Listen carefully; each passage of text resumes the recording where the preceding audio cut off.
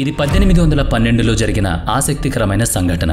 యోహాన్ లూట్విచ్ బూర్ఖాండ్ అనే అడ్వెంచరిస్ట్ అరేబియన్ ఎడారిలో ప్రయాణిస్తూ దారి తప్పి 2 పెద్ద కొండల మధ్య ఓ చిన్న మార్గాన్ని కనుగొన్నాడు. ఆ మార్గం సుమారు 1.5 కిలోమీటర్లు ఉంటుంది.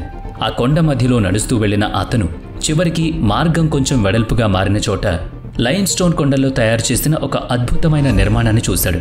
అది జోర్డాన్లో ఉన్న ఓ స్కూల్ స్ట్రక్చర్లా కనిపించేది. ఆ నిర్మాణం ఓ ఎడారిలో ఎవరు ఎందుకు నిర్మించారు అన్నది అతనికి అర్థం కాలేదు. ఇది 127 అడుగుల ఎత్తులో ఉండగా దాన్ని బయట నుంచి కట్టలేదు. కొండను తొలిచి అద్భుతంగా లోపల నుంచి తీర్చిదిద్దారు.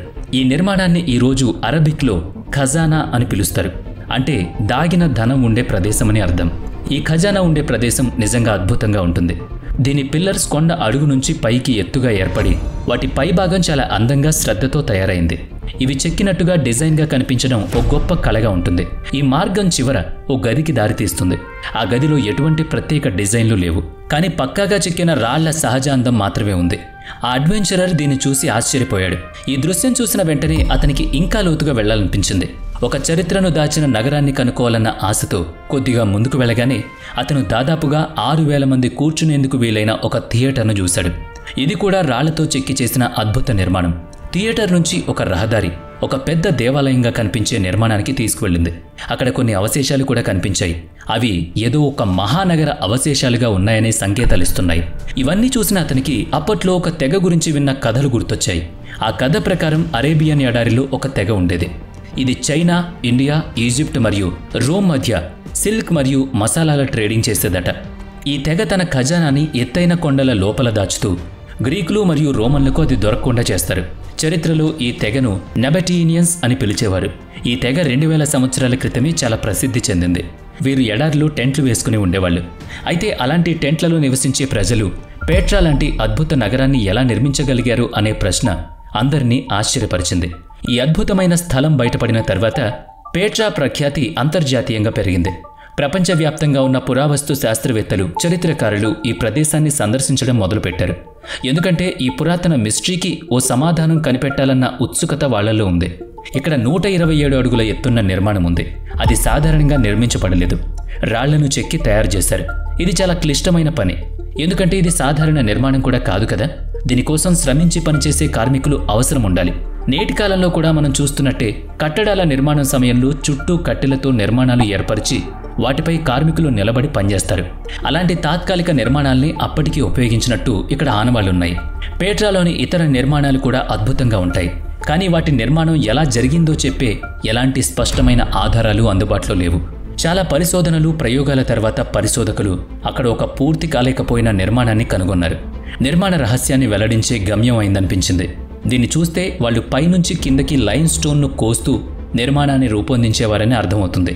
నెబటీనియన్లు ఎప్పుడూ నిర్మాణాన్ని పైనుంచి ప్రారంభించి కిందికి సాగించేవారు. అదే పద్ధతిని ఇక్కడ ఫాలో అయ్యారు. వాళ్ళు ఎత్తైన కొండపైకి ఎక్కి ఒక హారిజంటల్ పద్ధతిలో పనిచేసేవాళ్ళు. వాళ్ళు సాఫ్ట్ అనే గుహలాంటి లైమ్ స్టోన్ కొండల్లో తవ్వి ఆ లోపల నిలబడి స్తంభాలు మరియు ప్రత్యేక డిజైన్లను చెక్కేవారు. ఇలా వాళ్ళు పైనుంచి కిందకి నెమ్మదిగా దిగి వస్తూ శిల్పాన్ని పూర్తి చేస్తూ వచ్చేవాళ్ళు. ఇక పేట్రాలోని నిర్మాణాలపై ఎక్కడా పెద్దగా రచనలు లేకపోయినా 2 చోట్ల అరబిక్ లిపిలో కొన్ని వ్యాఖ్యలు కనిపించాయి. ఆ లిపి యేసు కాలంలో మిడిల్ ఈస్ట్ ప్రాంతంలో ఉపయోగపడేదని తెలిసింది. అందులో ఒక వాక్య ఇలా ఉంది: ఈ సమాధి చాలా పవిత్రమైంది, దీన్ని ఎవరూ తీసి పారేయకూడదు, మార్చకూడదు, లోపల ఉన్న వాటిని బయటకు తీయకూడదు. ఇది ఒక గదిపై రాసుంది.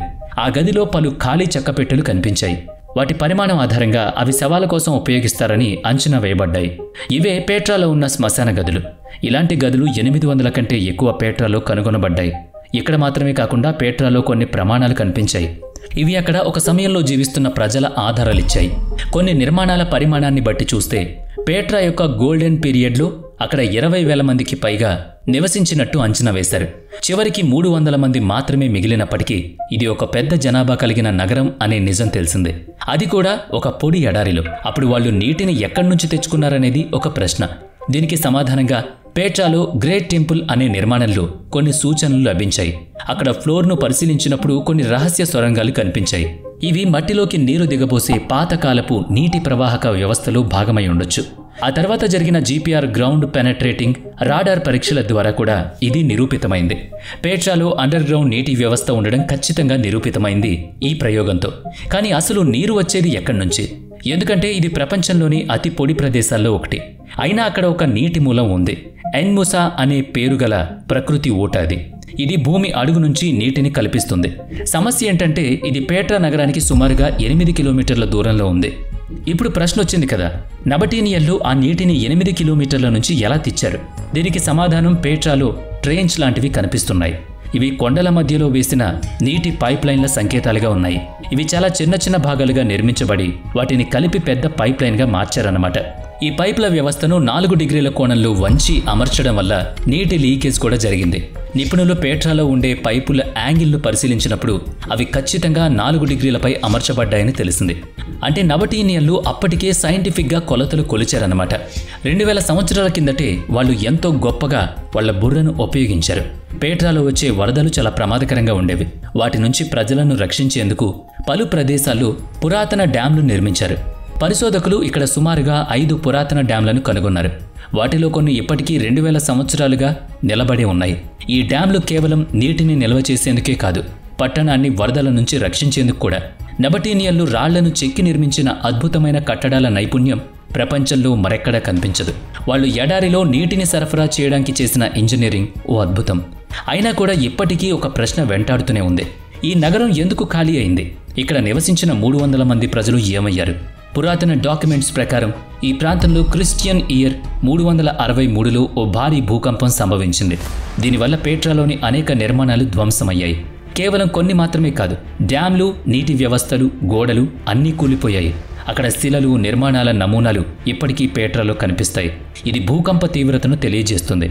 ఆర్థిక వ్యవస్థ కూడా ఈ ప్రభావంతో క్షీణించుంటుంది.